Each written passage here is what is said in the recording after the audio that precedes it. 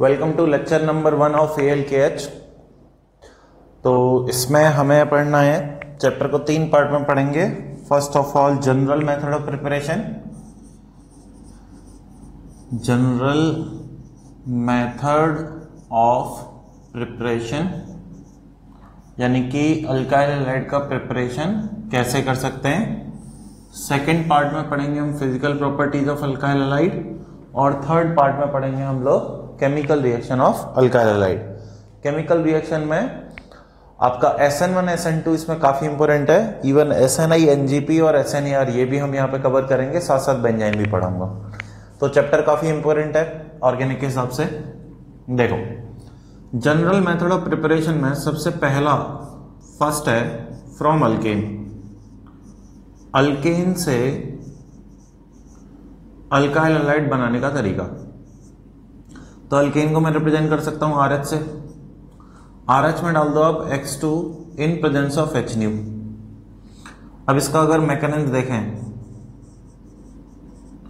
कि कैसे हुआ होगा, तो मैकेनिज्म होता है सबसे पहले स्टेप में X2 ब्रेक होता है HNu की प्रेजेंस में 2x डॉट में, फिर RH प्लस x डॉट मिलके प्रिपेयर करते हैं R डॉट प्लस HX, यानी इंटरमीडिएट फ्री रेडिकल है।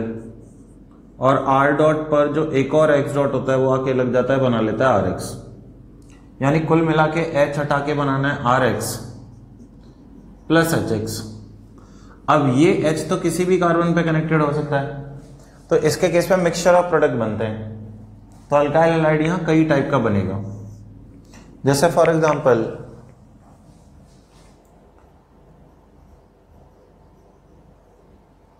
CH4 पूछा जाता है Cl2 in presence of HNu डालने पर क्या प्रोडक्ट बनेगा।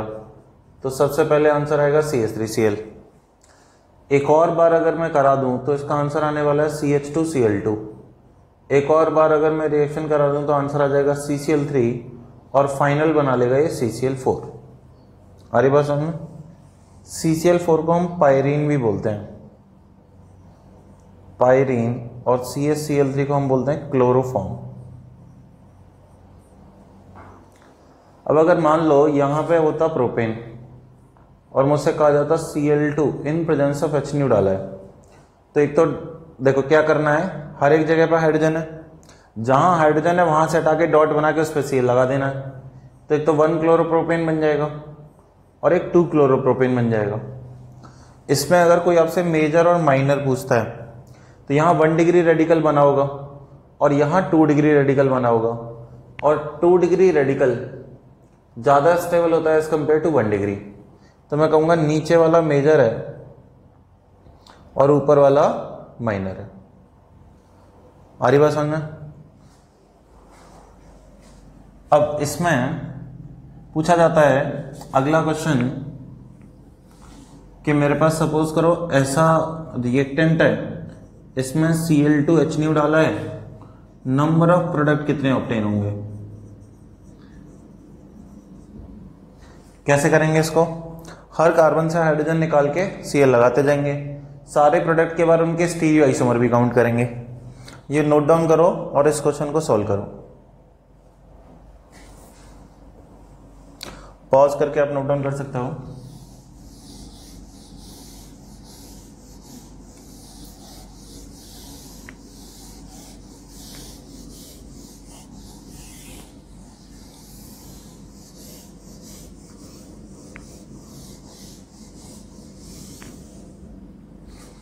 देखो, अगर ऐसा है और इसमें Cl2 in presence of HNu डाला जा रहा है, तो एक कार्बन ये है, यहां पे Cl लगा दो, एक कार्बन ये है, यहां पे Cl लगा दो, एक कार्बन 3 डिग्री वाला है, यहां Cl लगा दो, और एक ये दोनों सेम कार्बन है 1 डिग्री वाले, यहां और यहां कहीं पे भी लगाओगे सेम बनेगा, तो एक प्रोडक्ट वो बन जाएगा। यानी 4 तो स्ट्रक्चरल बन गए। अब इसमें कायरल सेंटर देखें तो इसमें कोई कायरल सेंटर नहीं है तो इसका 1, इसमें एक कायरल सेंटर है तो इसके 2, इसमें कोई कायरल सेंटर नहीं है इसका 1, और इसमें एक कायरल सेंटर है इसके 2। तो टोटल नंबर ऑफ प्रोडक्ट 6, और कोई पूछे टोटल ऑप्टिकली एक्टिव प्रोडक्ट 2 ये और 2 वो, जिसमें कैरल सेंटर है 4, और ऑप्टिकली इनएक्टिव प्रोडक्ट 2, तो टोटल 6 हो जाएगा। ठीक है। इसमें कई बार पूछ लेते हैं कि मेजर प्रोडक्ट कौन है। मेजर प्रोडक्ट निकालने के लिए आपको रेडिकल की स्टेबिलिटी के साथ साथ you have to check preference factor. तो एक चीज कैलकुलेट करते हैं हम यहां पे, number of hydrogen into preference factor. अब नंबर ऑफ हाइड्रोजन क्या है, देखो F2, Cl2 और Br2 और I2 का, अगर मैं तुमसे ये पूछूं कि 1 डिग्री रेडिकल पर, 2 डिग्री रेडिकल पर, 3 डिग्री रेडिकल पर अटैक करने का क्या रेट होता है, तो तीनों को ये बराबर प्रेफरेंस देता है। इसमें Cl2 का प्रेफरेंस 1, 3.8 और 5 होता है, Br2 1, 82 और 1600 प्रेफरेंस फैक्टर होता है, और I2 क्योंकि रेडिकल में ब्रेक नहीं होता है तो नो रिएक्शन। यानी कि फ्लोरीन के केस में तो सिर्फ डिग्री ऑफ रेडिकल के हिसाब से आंसर कर देंगे, और क्लोरीन के केस में 1, 3.8, 5, तो ये पास पास है। हो सकता है यहाँ हाइड्रोजन ज़्यादा हो प्रेफरेंस फैक्टर का, ये प्रेफरेंस फैक्टर टेबल है तो उसके हिसाब से आंसर चेंज हो सकता है। जैसे इसी केस को बात कर रहा हूँ मैं, ये मिटा रहा हूँ मैं यहाँ से, ये चीज़ नोट डाउन कर लो पहले आप।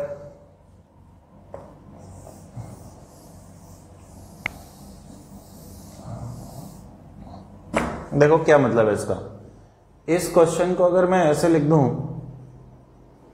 तो वो तो बात बराबर है। अब अगर मैं पूछूं इसमें कितने 1 डिग्री हाइड्रोजन है, कितने 2 डिग्री हाइड्रोजन है और कितने 3 डिग्री हाइड्रोजन है, तो बहुत आसानी से बता सकता हूं। ये 1 डिग्री कार्बन, ये 1 डिग्री कार्बन, ये 3 डिग्री कार्बन, ये 2 डिग्री कार्बन और ये 1 डिग्री कार्बन। तो 1 डिग्री हाइड्रोजन 9 है, 2 डिग्री हाइड्रोजन 2 है और 3 डिग्री हाइड्रोजन 1 है। अब 1 डिग्री हाइड्रोजन 9 का मतलब समझिए, क्या ये 9 हाइड्रोजन हटने पे एक ही प्रोडक्ट देंगे? ऐसा नहीं है। इन 6 हाइड्रोजन में से किसी को भी हटाएंगे तो एक प्रोडक्ट मिलेगा, इन दोनों हाइड्रोजन में से किसी को भी हटा दो एक प्रोडक्ट मिलेगा, लेकिन इसको हटाएं और इसको हटाएं तो अलग अलग प्रोडक्ट मिलेगा। तो मुझे ये 6 अलग काउंट करने चाहिए और ये 3 अलग काउंट करने चाहिए, 2 तो है ही और ये 1 है। ये means I have to count separate the hydrogen which are giving us different product, और कंबाइन कब काउंट करना है? The hydrogen which are giving us same product. इसमें प्रेफरेंस फैक्टर का अगर मल्टीप्लाई कर दें 3.6 एंड 5 तो वैल्यू आएगी 6, 3, 7.6 और 5। जो वैल्यू ज्यादा आए वो मेजर है। यानी 2 डिग्री पे जब मैं क्लोरीन लगाऊंगा यहां पे, वो प्रोडक्ट मेजर होगा, ना कि 3 डिग्री वाला। Even we can find out the percentage of major product. वो कैसे निकालेंगे? 7.6 आ रहा है, इसका टोटल कर लो 21.6 आएगा, into 100, this is the percentage of major product which is obtained in the mixture। ये कैलकुलेशन फ्लोरीन के केस में तो करने की जरूरत नहीं पड़ेगी, तीनों को बराबर प्रेफर करता है। ब्रोमीन के केस में मैं डायरेक्टली 3 डिग्री आंसर कर दूंगा। और आयोडीन रिएक्शन नहीं करता है। आयोडीन रिएक्शन क्यों नहीं करता है? क्योंकि आयोडीन जो ये टूटता है, ये रिएक्शन बहुत स्लो होती है, और स्लो होने के साथ साथ it is reversible in nature. तो स्लो और रिवर्सिबल होने की वजह से we will not form I dot from I2 in presence of sunlight. उसके बनाने के अलग तरीके होते हैं, HNO3 लेके बनाते हैं, ये आप नोट डाउन करिए।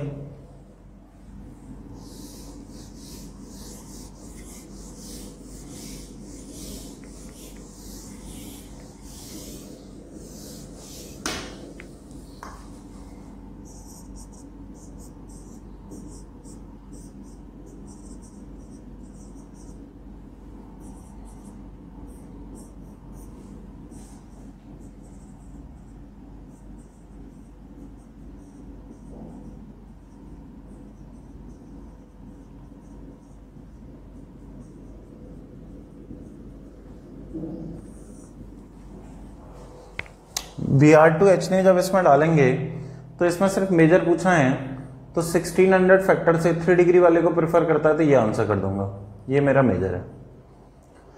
इसमें सारे बताने, नंबर ऑफ डाइब्रोमो डेरिवेटिव, तो 2 Br लगा के क्या क्या बना सकते हो? एक तो ये प्रोडक्ट पॉसिबल है, एक 2 Br में ये प्रोडक्ट पॉसिबल है, 1 और 2 पे लग जाए। और 2 Br में 1 और 3 पे लग जाए, एक वो प्रोडक्ट पॉसिबल है।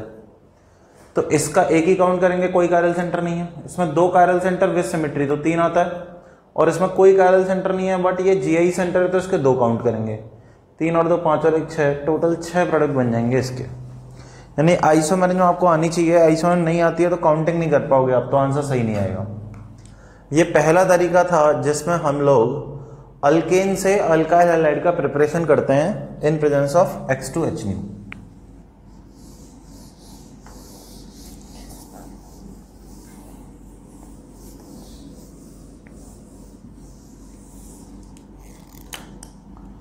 एक पूछी जाती है what is the reactivity of halogen, तो F2 ज्यादा रिएक्टिव होता है then Cl2 then Br2 then I2, ठीक है। F2 बहुत रिएक्टिव होता है, वॉलेंटली रिएक्ट करता है। दूसरी पूछा जाती है इन हैलोजन की सेलेक्टिविटी क्या होगी, तो सबसे ज्यादा चूज ही Br है, 3 डिग्री को 1600 के फैक्टर से चूज करता है। फिर Cl2 फिर F2 और I2 तो रिएक्शन नहीं करता है, इसलिए पीछे। ये क्यों? क्योंकि 1600 का फैक्टर था, यहां पर 5 का फैक्टर था, यहां हर एक के केस में 1 था और इसके केस में 0, ठीक है। ये एक इंपॉर्टेंट क्वेश्चन यहां पर जनरेट होता है।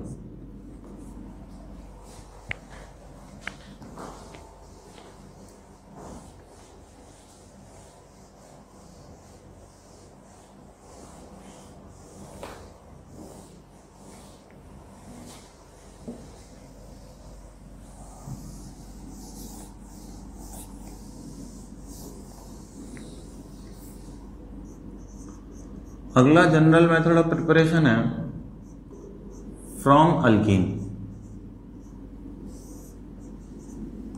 अब अल्कीन में कई सारे मेथड हैं, जैसे HX डालने पर अल्कीन बनता, अल्काइल हैलाइड बनता है, X2CCl4 डालने पर अल्काइल हैलाइड बनता है, इवन X1 X2 डालने पर अल्काइल हैलाइड का फॉर्मेशन होता है। 3 मेथड तो ये हैं अल्काइल हैलाइड बनाने के। और फिर हैं अल्कीन के केस में, इसमें X2H डालने पर क्या होगा, X2 at 500 केल्विन डालने पर क्या होगा, उसके बाद इसमें NBS डालने पर क्या होगा, NCS डालने पर क्या होगा। ये 4 मेथड और हैं, सारे एक एक करके समझा रहा हूं। वैसे तो सारे HC2 में पढ़ चुके हैं बट इजीली देख सकते हैं। H+ और X-। सबसे पहले H+ अटैक करने आएगा, कार्बोकेटाइन बनाएंगे, रीअरेंजमेंट, रिंग एक्सपेंशन सब कुछ हो सकता है। फाइनली X- आके अगर अटैक कर दे तो यहाँ पे हैलोजन लग जाएगा, अल्काइल हैलाइड का फॉर्मेशन हो गया। ये जो रिएक्शन है ये -5 डिग्री सेल्सियस या -9 डिग्री सेल्सियस पे किया जाता है। इतने लो टेम्परेचर में हमें X+ और X- में तोड़ना है। अगर मैंने इसके साथ 500 केल्विन टेम्परेचर ले लिया तो फिर मैं इसको डॉट में तोड़ूंगा, जो कि वहां केस है। तो यहां पे X+ और X- होगा तो हमने पढ़ रखा है कि एंटी एडिशन होता है, कि मान लो X ऐसे है तो एक X ऊपर से आता है, एक X नीचे से आता है, डाइहैलाइड। और X1 X2 में भी एंटी एडिशन होता है, तो मान लो X1 ऊपर से आया तो X2 नीचे से आएगा। तो यहां पे विसिनल डाइहैलाइड का फॉर्मेशन हो जाता है। इन सबके केस में रेडिकल बनता है। और यहां पे एक और मैं लिख देता हूं, SO2Cl2। ये जो रिएजेंट होते हैं इनकी खास बात होती है only work at allylic and benzylic position only. देखो इसके केस में डॉट बनेगा। अब डॉट कहां स्टेबल होगा, अलाइलिक 3 डिग्री से भी ज्यादा स्टेबल होता है, और यहां X लगा देंगे। सिमिलरली इसमें भी डॉट जनरेट होगा, यही काम करना है। इसमें Br डॉट जनरेट होता है N ब्रोमोसक्सिनामाइड में, इसमें Cl डॉट और इसमें Cl डॉट। अब इसमें डॉट बनाएंगे, यहां Br लगाएंगे, इसके केस में अलाइलिक पे डॉट बना के Cl लगाएंगे, और यहां पे भी अलाइलिक पे Cl लगाएंगे। एक चीज ध्यान रखना, यहां जो डॉट बनता है ऐसे, दिस इज रेजोनेंस स्टेबलाइज्ड। अब इस समय ये दोनों क्योंकि आइडेंटिकल हैं, तो यहां लगाओ Cl या यहां लगाओ Cl, वो बात बराबर होगी। लेकिन अलग अलग हों एक 1 डिग्री हो एक 2 डिग्री हो, तो फिर 2 डिग्री वाला मेजर होगा। ठीक है, यानी कि मान लो एक क्वेश्चन ले लेता हूं, यहां लिख रहा हूं मैं उस क्वेश्चन को। सपोज करो ऐसा है CH2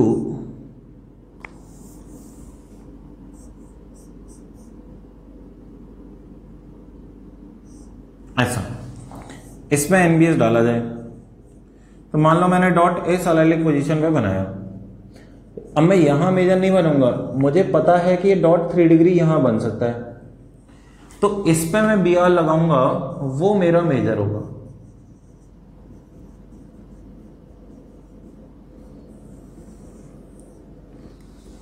तो बनेंगे तो इसमें बहुत सारे प्रोडक्ट, लेकिन मेजर कौन सा होगा ये चेक करना पड़ेगा कि डॉट फाइनली कहां जाके स्टेबल प्रोडक्ट बना रहे हैं।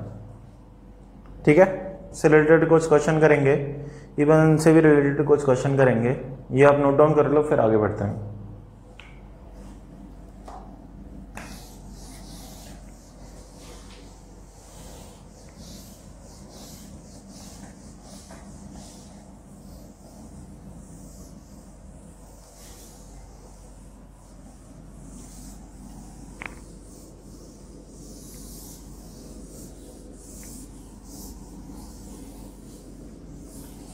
देखो CRQ के कुछ क्वेश्चन ले रहा हूं मैं।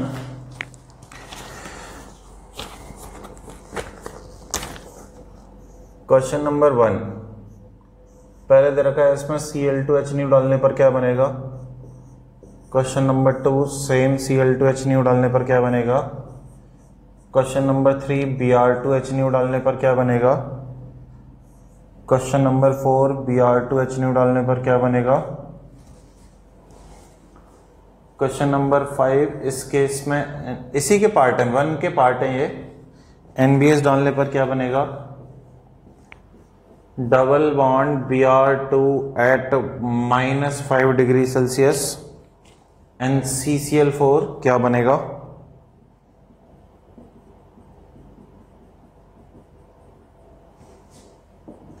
Plus Cl2 at -9 degree Celsius क्या फॉर्म होगा। डबल बॉन्ड CH2 NBS डालने पर क्या ऑब्टेन होगा। ठीक है, ये 8th पार्ट तक बता रहा हूं मैं, 9 थोड़ी देर बताऊंगा। पहले ये क्वेश्चन करते हैं। मैं चाहूंगा आप लोग एक बार ट्राई कर लें पॉज करके, फिर इसके सोल्यूशन देखें। इसके केस में बताया था कि डॉट 2 डिग्री वाला मेजर होता है, तो यहां बनाएंगे। इसके केस में हर एक कार्बन से मैं तो कहीं पे भी डॉट बना के Cl बना दें। अब यहां क्योंकि अलाइलिक है तो अलाइलिक पे ही Br लगाएंगे, और यहां पे भी अलाइलिक पे डॉट बना के Br लगाएंगे। NBS अलाइलिक है, लेकिन अलाइलिक यहां पर रेजोनेंस करके 3 डिग्री रेडिकल देगा सारे एक जैसे, तो मैं ये वाला प्रोडक्ट मेजर बनाऊंगा। Br2 -5 डिग्री सेल्सियस, तो ब्रेक होगा, एक Br ऐसा आएगा और एक Br नीचे से आएगा। Cl2 -9 डिग्री सेल्सियस, तो मैं कह सकता हूं एक Cl ऊपर होगा और एक Cl नीचे होगा, और यहां पे अलाइलिक डॉट बनाएंगे और उस पर मैं Br लगा दूंगा। अलाइलिक और बेंजलिक पोजीशन में काम करता है, तो डॉट यहां पे 2 डिग्री बनाएंगे। अब घुमाएंगे तो 1 डिग्री बन जाएगा, इसलिए मैंने यही मेजर बना दिया। ठीक है, 9th पार्ट क्या है ये पॉज करके नोट डाउन करो।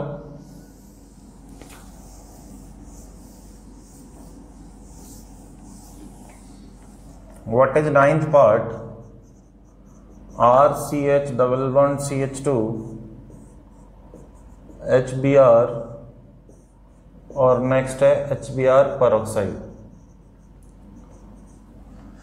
HBr डालेंगे तो सिंपल पता है 2 डिग्री कार्बोकेटाइन बनाऊंगा मैं, और इस पर मैं Br लगा दूंगा, बहुत आसान है। What happens in peroxide? HBr peroxide के केस में we follow anti Markovnikov rule. Anti Markovnikov rule जो ये कहता है कि हाइड्रोजन वहां जाएगा जहां कम हाइड्रोजन है, तो Br बाहर आ जाएगा। कोई बोले इसका मैकेनिज्म क्या होगा। यहां Br डॉट जनरेट होता है, पहले Br डॉट ऐसी जगह पे आके अटैक करेगा जिससे बनने वाला रेडिकल स्टेबल बन जाए। तो बनने वाले रेडिकल को मैं 2 डिग्री बनाऊंगा और फिर उस पर HBr से H डॉट आके फाइनली ये बना देता है। ये है फंडा एंटी मार्कोनिकॉव रूल इसके 9th वाले पार्ट का। तो this is your lecture number 1। Lecture number 1 में जीएमपी देखा है from alkane and alkane. Thank you everyone.